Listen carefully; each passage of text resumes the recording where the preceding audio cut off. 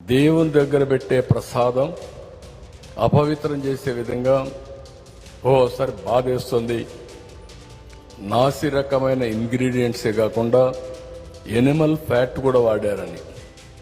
तिरुपति बालाजी मंदिर जो सिर्फ भारत ही नहीं बल्कि भारत के बाहर भी करोड़ों लोगों की आस्था का केंद्र है।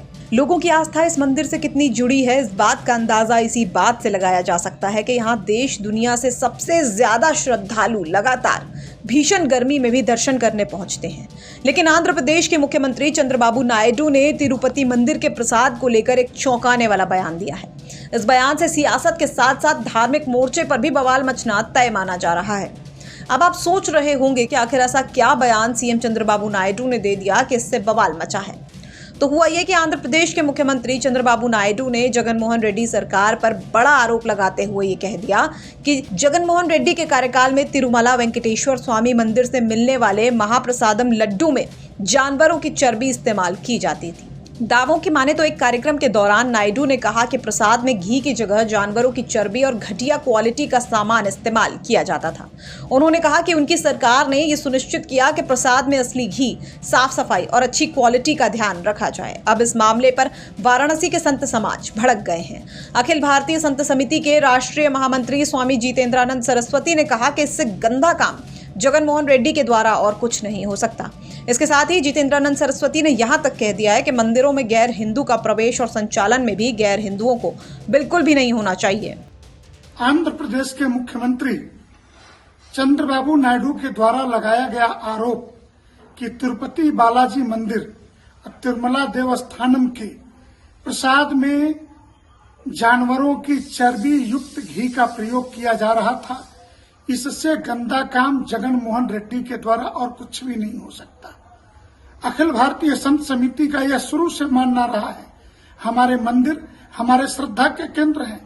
अगर सरकार, कोई भी सरकार हो, वो रेल एयर तक कहती है कि प्राइवेट चलाए, तो मंदिर जो हमारे श्रद्धा के केंद्र हैं वो समाज के द्वारा ही संचालित होने चाहिए। और मंदिरों में गैर हिंदू का प्रवेश और संचालन में गैर हिंदुओं की भूमिका कतई नहीं होनी चाहिए। परंतु सेकुलरिज्म की आड़ में हिंदू समाज के जो मंदिर दूषित किए जा सकते हैं उसे कतई स्वीकार नहीं किया जा सकता। और हम चंद्रबाबू नायडू को इस बात के लिए धन्यवाद देते हैं कि उन्होंने इतने बड़े षड्यंत्र का पर्दाफाश किया। तिरुपति तिरुमला देवस्थानम को लेकर के आंध्र प्रदेश के मुख्यमंत्री श्री चंद्रबाबू नायडू ने जो रहस्योद्घाटन किया है, यह बहुत ही गंभीर किस्म का धार्मिक अपराध है। मंदिर के प्रसाद में जानवरों की चर्बी युक्त घी का प्रयोग जगनमोहन रेड्डी की सरकार में किया जा रहा था। वस्तुतः अखिल भारतीय संत समिति का मानना है कि मठ मंदिर चलाना सरकारों के काम नहीं है, परंतु सरकारों के वेस्टेज इंटरेस्ट के कारण देश के 4 लाख मंदिर इनके कब्जे में हैं।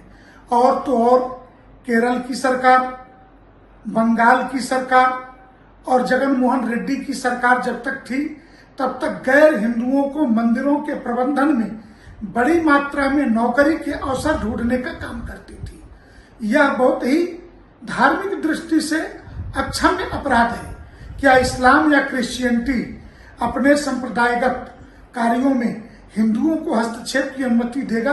कतई नहीं देगा। तो हिंदू समाज अपने मठ मंदिर, अपनी शुचिता पवित्रता के विषय पर किसी और को अनुमति क्यों देंगे? हम चंद्रबाबू नायडू की इस बात के लिए प्रशंसा करते हैं कि उन्होंने इस विषय का रहस्योद्घाटन किया।